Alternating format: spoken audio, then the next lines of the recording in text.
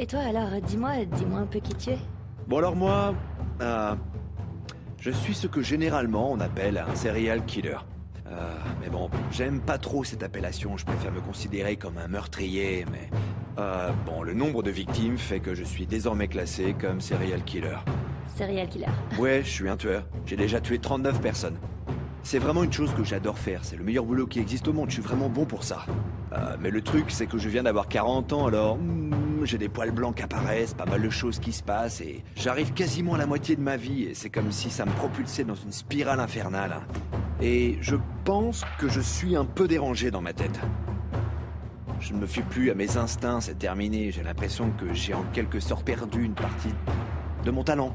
Tu sais, il y a eu une époque dans ma vie où j'aurais rencontré un mec dans un bar et je l'aurais emmené dehors et allongé sur le sol et planté un couteau entre les côtes et tranché la gorge et ouvert les entrailles et l'univers m'aurait dévoilé tous ses secrets comme un oracle, c'était magnifique. J'avais l'impression de maîtriser le temps, l'espace, d'avoir toujours existé et... Oui, c'était ma religion. Oui, mais là, c'est... Eh bien, tu vois, c'est comme un job. Et à vrai dire, ça rend vraiment triste. C'est pas pour jouer les pleureuses.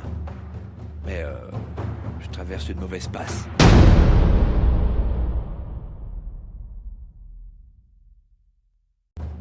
Un tueur en série appelé parfois, par anglicisme, un serial killer, est un criminel auteur d'homicides qu'il réitère dans le temps.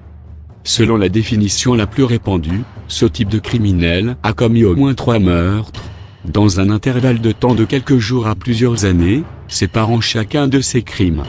Il semble, dans certains cas, tirer un certain degré de plaisir du fait de tuer ses victimes. Certains criminologues contemporains pensent cependant qu'un tueur en série se définit, indépendamment du nombre de victimes, par sa motivation intrinsèque, issue de fantasmes et par un passage à l'acte d'une extrême violence sexualisée. Autrement dit, un meurtrier pourrait être classé au nombre des tueurs en série dès son premier passage à l'acte, s'il est animé par une pulsion spécifique.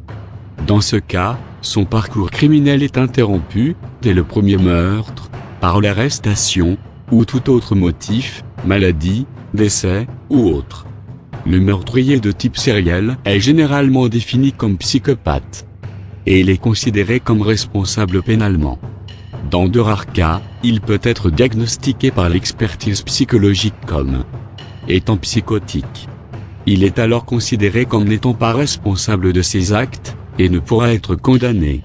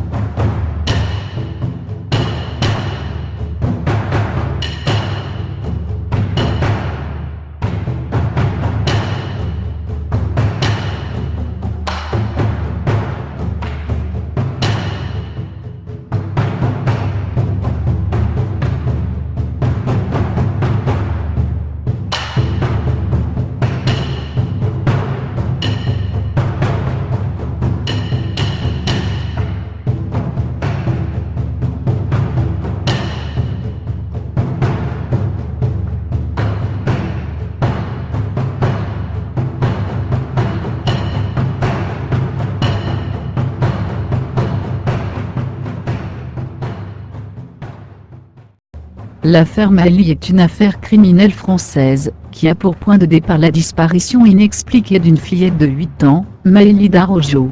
Le dimanche 27 août 2017 vers 3 h du matin, lors d'une réception de mariage dans la salle des fêtes de la commune de Pont-de-Beauvoisin, en Isère. L'enquête s'oriente par la suite vers un enlèvement, suivi d'une séquestration, et d'un possible meurtre. Un suspect, du nom de Nordal Lelandais, âgé de 34 ans, est mis en examen pour enlèvement et séquestration d'un mineur de 15 ans. Celui-ci est écroué le 3 septembre 2017. Le 30 novembre 2017, les chefs d'inculpation concernant ce suspect ont été requalifiés de meurtre précédé d'enlèvement. Néanmoins, celui-ci clame son innocence. Malgré de nombreuses et intenses recherches effectuées autour du lieu du mariage, et dans les 2 départements de l'Isère et de la Savoie, à ce jour la fillette n'a toujours pas été retrouvée. Depuis le jour de son incarcération, Nordal Lelandais est imperturbable. Fortement soupçonné d'avoir enlevé puis tué la petite Maëlys, disparue dans la nuit du 26 au 27 août, lors d'une fête de mariage à Pont-de-Bois voisin Isère, l'ancien militaire a réponse à tout. Avec un aplomb déconcertant, il dément toute implication dans la disparition de la fillette, et ce malgré toute une série d'éléments accablants pesant contre lui. Cette semaine, le mystère entourant l'ex-maître chien âgé de 34 ans s'est considérablement épaissi. Mis en examen il y a quelques semaines pour homicide précédé d'enlèvement, et de séquestration, dans l'affaire Maëlys, voilà qu'il se retrouve également mis en examen, cette fois pour l'assassinat du caporal Arthur Noyer, âgé de 24 ans. Arthur Noyer est un militaire engagé au 13e bataillon de chasseurs alpins. Il disparaît après une sortie en boîte de nuit à Chambéry au petit matin du 12 avril 2017. Les enquêteurs vont réétudier les disparitions inquiétantes dans lesquelles Nordal Lelandais, mis en examen pour le meurtre de Maëlys et l'assassinat du caporal Noyer, pourrait éventuellement être impliqué. Les restes d'un crâne ont été retrouvés le 7 septembre sur un chemin de randonnée par un promeneur, à proximité de la commune de Montmélian. Dans un premier temps, ce crâne pouvait paraître comme ancien, a précisé le procureur, mais le parquet de Chambéry a demandé une analyse ADN. Même les résultats sont tombés, suivis par la garde à vue de Nordal Lelandais, le lundi 18 décembre. Et ils sont formels, il s'agit bien de l'ADN d'Arthur Noyer. L'infime espoir d'une fugue s'est envolé. L'analyse ADN signe un tournant dans l'enquête, et confirme pour la première fois que le jeune homme de 23 ans a été assassiné.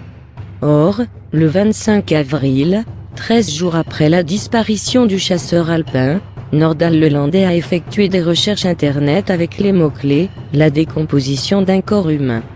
Mais seuls les restes du crâne d'Arthur Noyer ont été retrouvés pour l'instant. Puis notamment deux autres disparitions, celle de Jean-Christophe Morin et Ahmed Amadou, tous les deux disparus à 1 an d'écart, à la sortie d'un festival de musique électronique. Jean-Christophe Morin, âgé à l'époque de 22 ans, s'était rendu le soir du 9 septembre 2011 au festival électronique, au fort de Tamier à Albertville, en Haute-Savoie. Dans la nuit du 10 septembre, il a été vu en train de quitter le festival de musique, mais visiblement inquiet selon un témoin. Son sac à dos a été retrouvé quelques jours plus tard, dans une pente de 200 mètres aux abords du fort. Depuis, il n'a plus donné signe de vie. Le 8 septembre 2012, soit 1 an plus tard, presque jour pour jour, Ahmed Amadou, âgé de 45 ans, se rend aux abords du même festival avec un ami, du nom de Yann Kersuzan, après une tournée des bars de Albertville. Les deux hommes ont attiré l'attention des agents de sécurité de l'événement, car ils avaient un comportement agressif. La gendarmerie a été alertée, et les deux hommes n'ont pas pu entrer à l'intérieur du fort. Un peu plus tard, Ahmed Amadou et son ami se sont séparés au col de Tamier. Yann Kersuzan réapparaît 2 semaines plus tard, mais Ahmed Amadou reste introuvable. La voiture dans laquelle le duo a été aperçu pour la dernière fois, n'a pas non plus été retrouvée par les gendarmes. Le cas d'Adrien Mourialmé, jeune cuisinier belge de 24 ans, qui s'est ainsi volatilisé début du mois juillet 2017, dans la région du lac d'Annecy, serait examiné avec attention par les enquêteurs. Le jeune cuisinier belge, Adrien Mourialmé, est saisonnier, dans un hôtel-restaurant haut de gamme à Talloires-Montmain, dans la Haute-Savoie. Il était très familier et appelait sa mère tous les jours.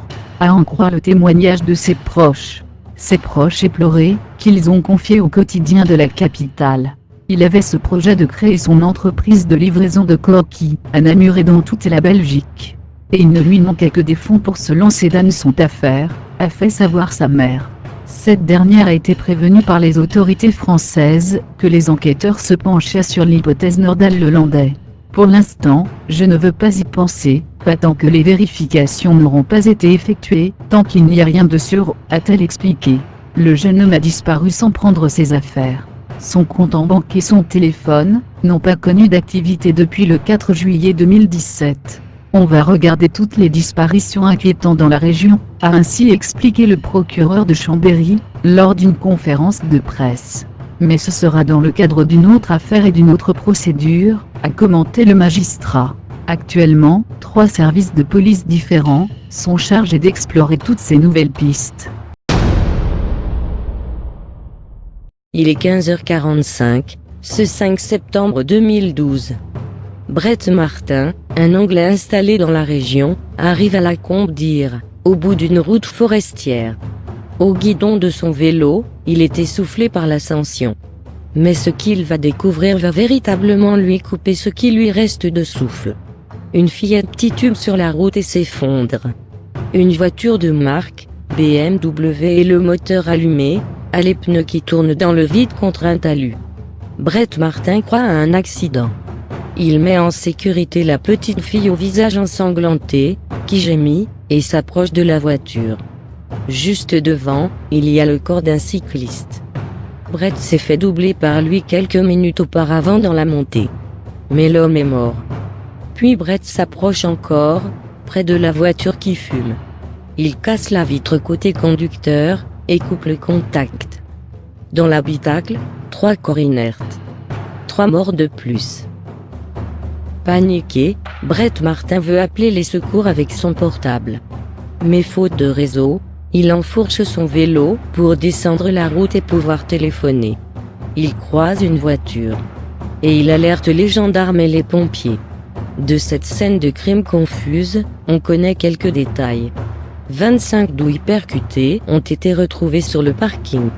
On sait aussi que Saad Al-Hili est d'abord sorti de sa voiture avec sa fille aînée, peut-être pour aller consulter un plan, avant d'y revenir en panique, de chercher à redémarrer, d'enliser sa voiture et, pour finir, d'être criblé de balles au volant. Sur la banquette arrière, sa femme et sa belle-mère ont été abattues sans pouvoir s'enfuir. 3 membres de la famille Al-Hili, d'origine irakienne, sont décédés. Soit Saad, le père 50 ans, Iqbal, sa femme 47 ans, dentiste suédoise d'origine irakienne, et Salah Al-Ayef 74 ans, la mère d'Iqbal, venue de Suède pour les vacances. Chaque victime a reçu 2 balles dans la tête. Quant à Saad Al-Hili a été touché 5 fois. Le cycliste, Sylvain Mollier, un habitant de la région de 45 ans, employé dans un atelier de production de l'usine d'Ugine, en Savoie, de la compagnie européenne du zirconium, une entreprise du groupe nucléaire Areva, en balade pendant son congé de paternité, est décédé. Il a reçu 7 balles. Il a été inhumé le 16 septembre 2012. Les 2 fillettes de la famille sont rescapées du massacre. Zainab, l'aînée, 7 ans, qui a violemment été frappée, est transportée au centre hospitalier universitaire Grenoble-Alpes. Elle présente une fracture du crâne, et a également été touchée par balle à une épaule. L'enfant a été opérée plusieurs fois et a été plongée dans un coma artificiel, dont elle a été sortie le dimanche 9 septembre 2012. Elle quitte finalement l'hôpital le 14 septembre 2012, entourée de médecins et d'assistantes sociales, pour certains venus spécialement d'Angleterre, avant de s'envoler dans un avion médicalisé vers l'Angleterre, pour un lieu tenu secret, où elle continuera à recevoir des soins adaptés. Zema, sa sœur, de 4 ans, est choquée, mais indemne de toute blessure. Lorsque le suspect de l'affaire Mali, Nordal Lelandais, a été également mis en examen pour la disparition et le meurtre du militaire Arthur Noyer, il a été décidé d'étudier en détail son passé en rapport avec les disparitions non résolues de la région, dont la tuerie de Chevaline. En effet, les pistes de l'époque pourraient correspondre à Nordal Lelandais. Les gendarmes avaient évoqué la possibilité que le coupable soit un ancien militaire, car l'arme du crime, un Luger P06 de calibre 7,65 est un pistolet, dont était équipée l'armée suisse.